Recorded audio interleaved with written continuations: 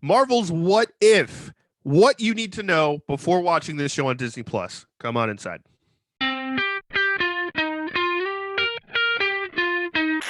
What's up, everybody? We are the Jersey Comic Crew. Today we're talking Marvel's What If. Those of you who are in the know that Marvel's What If is going to be an animated show coming to Disney Plus. And what we wanted to do for you guys here is kind of give you a history of Marvel's What If in the comics and give you all that information you need to know before watching this series.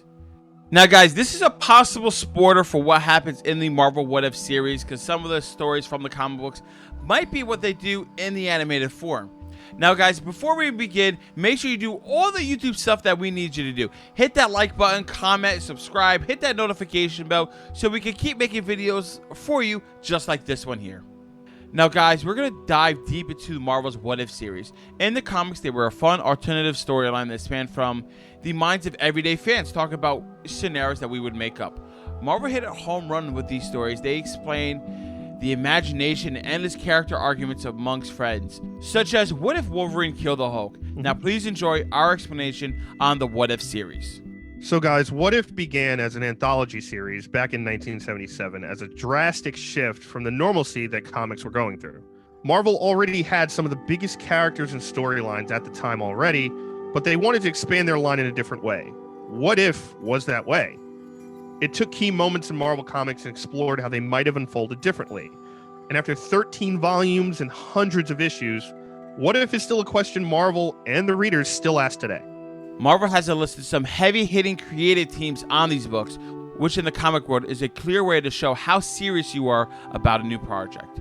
Artists like George Perez and Joe Sinnott were on the first issues of the comic that would eventually run for 47 issues over a span of 7 years in its very first iteration. There are mainstream comic books that don't even last as long. This goes to show you how important and how well liked the What If series was to the fans of comic books. Now, you guys may be wondering why this Elseworld story that doesn't really affect the main Marvel universe matters at all. And to be honest, for some, it really doesn't. There are tons of purist comic fans out there that don't feel like wasting their time with stories that don't directly impact the stories and arcs that they're invested in. For others, it's a fun break from the constant flow of story arcs that run the machine we know as the comics market. Personally, I was someone who picked and chose my What If comics based on my own personal interest in the story. One-shot stories like, what if Gwen Stacy lived? What if Uncle Ben had not died? And like Rob said before, one of my favorites, what if Wolverine had killed the Hulk? These were stories that I was drawn to because it took over the imagination and discussions I would have with friends all the time, like Rob and I when we worked in the rec center. And Marvel was giving it to us directly in a comic. So because the What If storyline isn't in canon, we don't have an exact timeline or a pure reference on how Marvel would translate this into the Marvel Cinematic Universe. Now, this isn't a bad thing. It gives Marvel plenty of room to explore the same questions we had about our favorite comics, but with the focus on the conversation and possibilities we discuss about the MCU as fans. This is a great way to keep Robert Downey Jr. voicing Tony Stark. We're also going to be able to hear Chadwick Boseman voice T'Challa for one last time. And now for the big question.